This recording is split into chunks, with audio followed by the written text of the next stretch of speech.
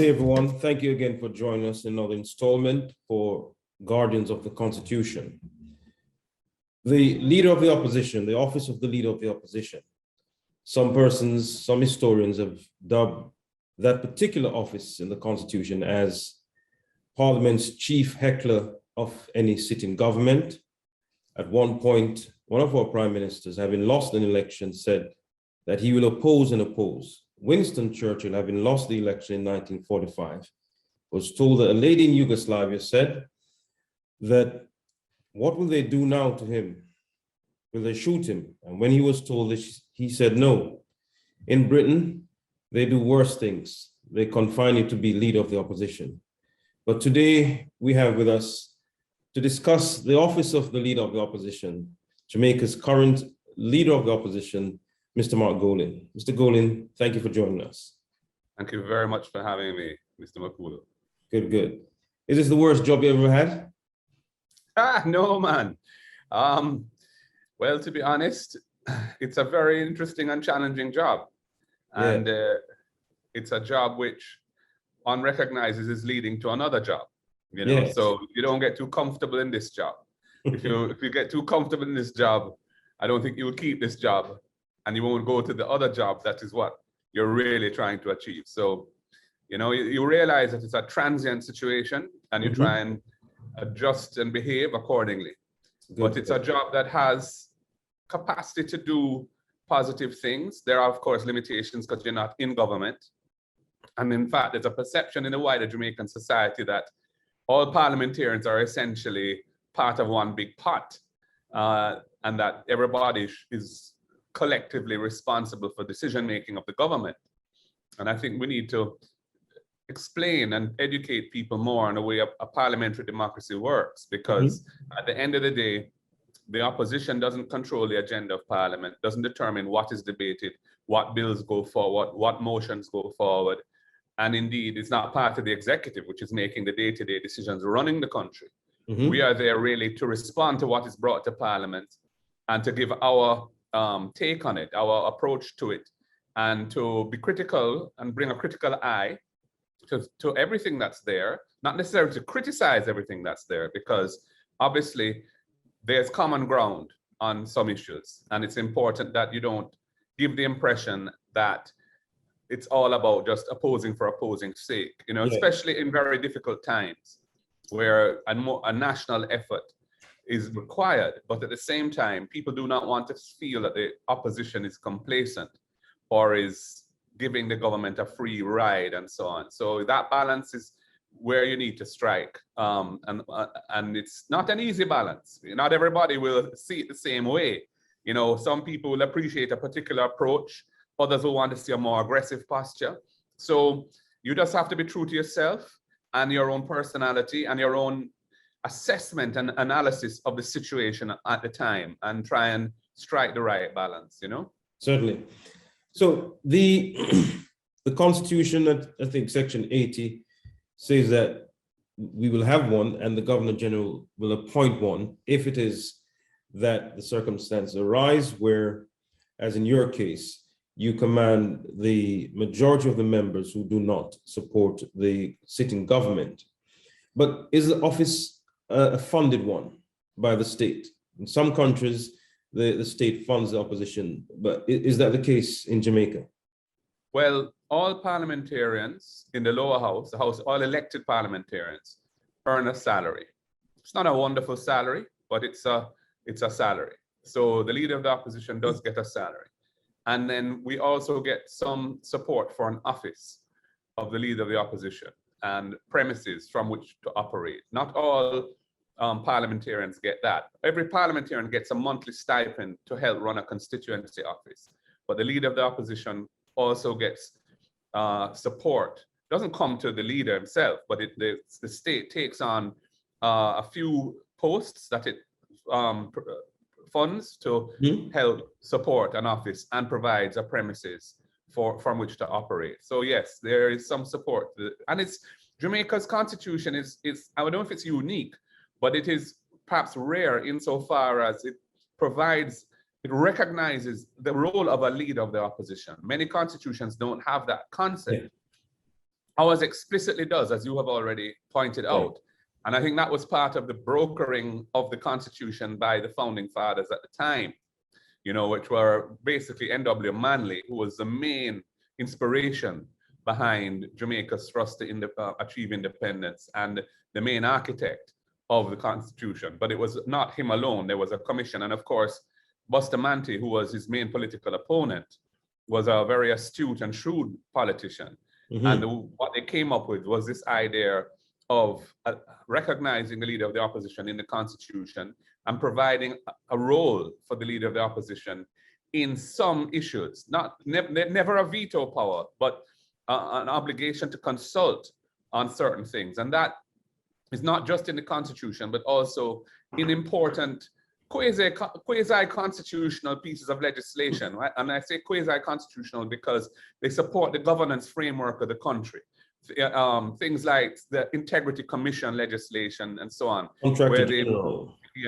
Certain key positions, the trend has been to vest in the Governor General the appointment, the power of appointment, but require consultation with the Prime Minister and the leader of the opposition before the appointment is made. The Electoral Commission, for example, which is an independent body which has been set up, ought to be enshrined in the Constitution, but that has not yet happened. But it is still respected, and there are conventions around how we treat with it as parliamentarians. But in the law itself, the Governor General has the power of appointment of commissioners and does through consulting the PM and the leader of the opposition.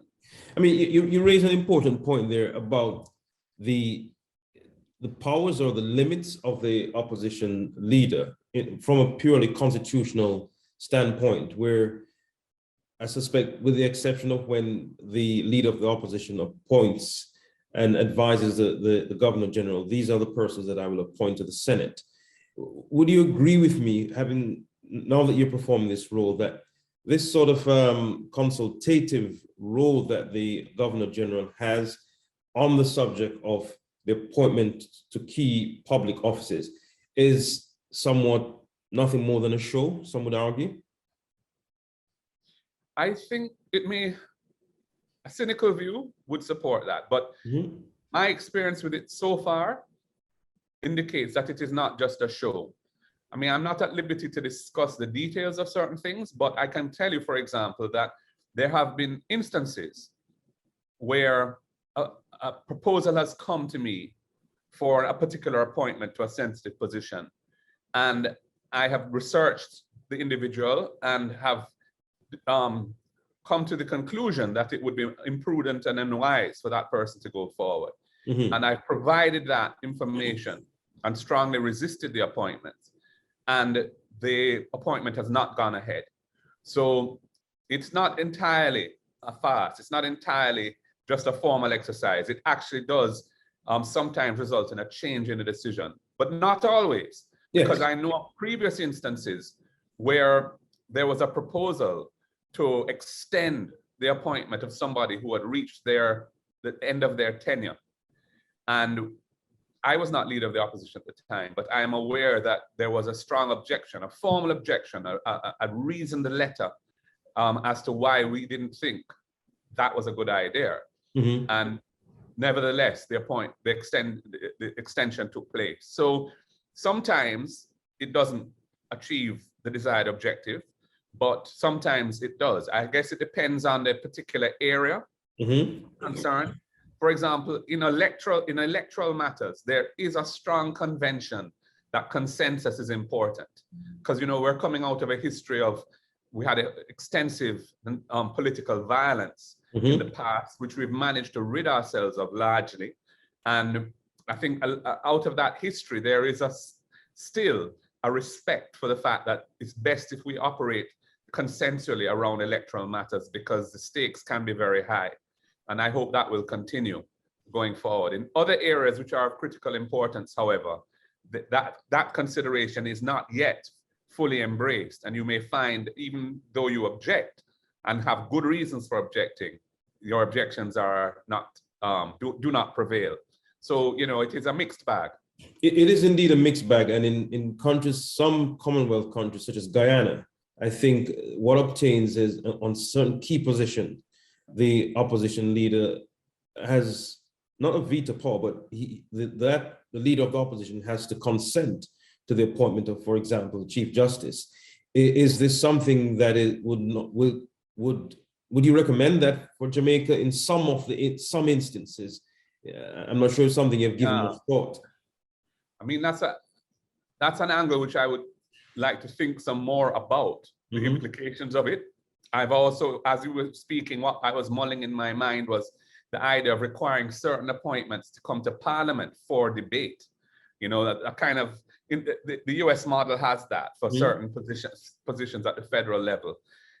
You know, and we toyed with that at one time. Certainly when we were setting up the Integrity Commission, we had provided for a parliamentary veto of the appointments of the commissioners, of some of the commissioners. However, that structure was not embraced by the Jamaica Labour Party government when they came to power, and the bill, which had gone through a joint select committee process and so on, they revamped aspects of it and they took certain things out, including that. But I do think that for critical roles in the judiciary, in the prosecution service, maybe in the central bank governorship, some of these things, there ought to be a way of ensuring that strong objections, which are based on proper reasoning, cannot just be overridden in private. You know, there must be sunlight on that. The public as a whole must see what is taking place so that they can be aware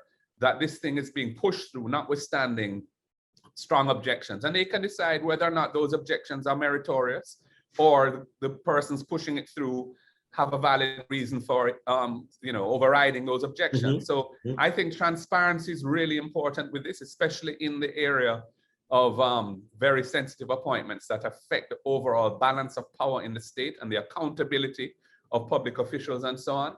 Now, whether you do it through a veto type approach, which is what the Guyanese position appears to be based on what you've told me, because if you don't consent, it's effectively a veto, or whether you do it through requiring a process which is open and transparent, I would want to reserve judgment on that. I see merits to both, but you know, you can have a very unreasonable position and person holding a position such as mine. You know, someone who just is about oppose, and then, you know, a very irrational, arbitrary, or deliberately obstructive approach. Purely to political, purely political. Purely political. That might not be beneficial to the development of the country and moving forward. So that's why I'm leaning more to the idea of transparency in these decisions so that the public can hold the people who are making the decision fully accountable for whatever decisions are taken. Certainly. Now, one area in which the leader of the opposition has some amount of influence, certain political influence, is, and it's limited again, is that of the appointment of persons to the Senate. Now, you are aware as a seasoned politician and legislator that, and a former senator, that Mr. Arthur Williams had taken his then leader of the opposition, Andrew Holness, to the Supreme Court, and effectively the Supreme Court says, well, even though you appoint, you can't disappoint. Now, are we now at that stage where we should review that sort of untenable position where you can have a leader of the opposition and sitting in the Senate are not necessarily the persons that he or she wants? Are we now at that stage? That's a really good question. And it's a relevant question. Relevant to me, indeed.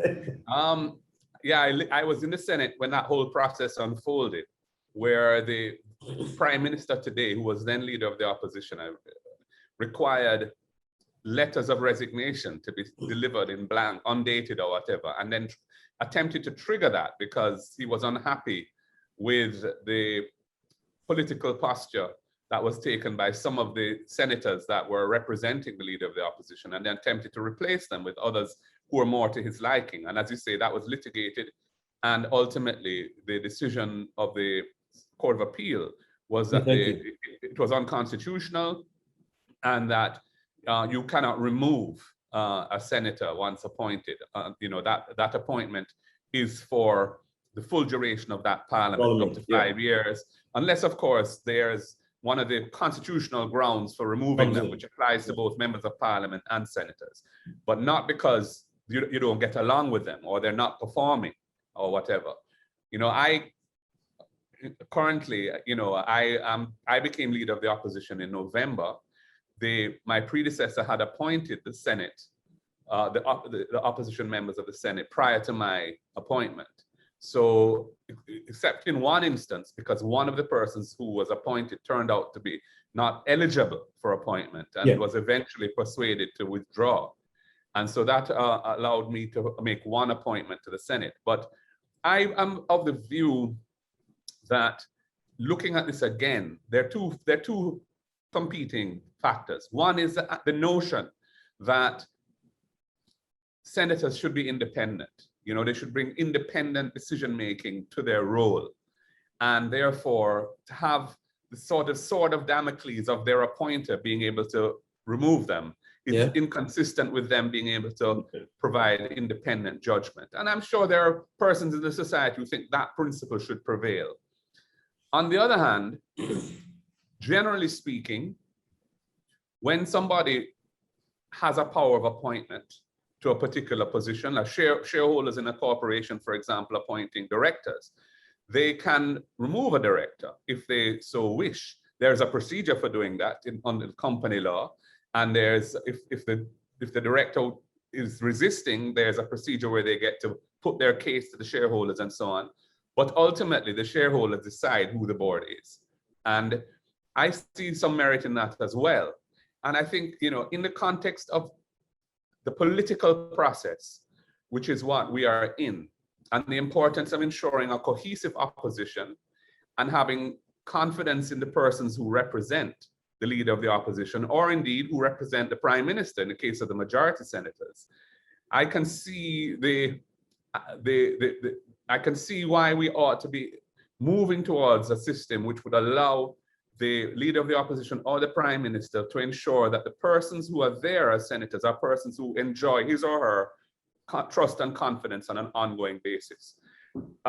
This is not an easy issue because I see merit in both arguments, but being somebody who's in the seat now, and also somebody who has occupied the position of a senator, having been appointed by Most Honorable Portia Simpson Miller back in the day, I always took the view that if there was a new leader of the opposition, or that I should offer my resignation to that person, because I felt that it was right that that person should have the ability to choose persons who they felt comfortable with.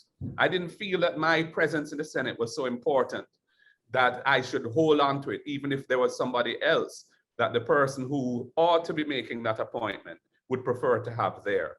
So although the law never required me to do so, that's always the approach I brought to it. I just think that is the right approach to take. Not everybody sees it that way, and so on. So it's a difficult issue, but I think ultimately I tend on the side of saying, yes, the person who makes the appointment ought to be in a position to ensure that the senators who represent the political party that he leads or she leads ought to be able to ensure that that configuration of persons are performing to his or her satisfaction, are persons that they have trust and confidence in, and therefore should be able to change them if he or she so wishes. That's because I think this whole idea of total independence is a myth. You know, at the end of the day, there's a whip system as well, and you know, you are expected by convention to follow the line that the opposition is taking or that the government is taking. It's if you want to have independent senators, go the route of Trinidad, which has a constitutional provision for persons being in the Senate who are independent. And I personally think that we should expand the size of our Senate and provide, for example, for the diaspora to have representation in the Senate. I think that that's quite doable without upsetting the balance of power, because the balance of power within the Senate is very important in our constitutional scheme. And not everybody understands this, and it's a bit technical, but there are certain provisions in our constitution that are entrenched provisions, and there are two different levels of entrenchment, but both of them require that an amendment to those provisions must have the approval of at least one opposition senator to go through. So the balance, that is why in our Senate, it's 21 senators and the opposition appoints 8, which means that the government does not have the 2/3 majority on their own to amend entrenched provisions. So if we change the configuration of the Senate, we must bear that in mind. But I do think that the Senate, which is just 21 people, could be expanded. I think it would improve because the nature of the Senate is you can draw on people from all walks of life, have a very broad representation, and these are people who are willing to take the plunge into representational politics, which is a difficult road to take for many people. But it would allow an enrichment of the debate and would allow you to bring in independent voices who may not necessarily be members of either party and so on. So I do feel that would be an improvement of the situation, because I do think we need to get to the point where within the upper house in particular, it is not just two political parties going at it, but there are other voices present. And the diaspora is a critical one, in my opinion. The Rastafari community, the Maroon community, we have interests in the stakeholders in our society who are marginalized and who ought to be given a voice. So these are things I think we ought to look if we can design a way of being more inclusive. Thank you very much. That opportunity. Thank you very much, Mr. Gold. And ladies and gentlemen, on that very upbeat note and a note of reform, we'll take a break and we'll return shortly.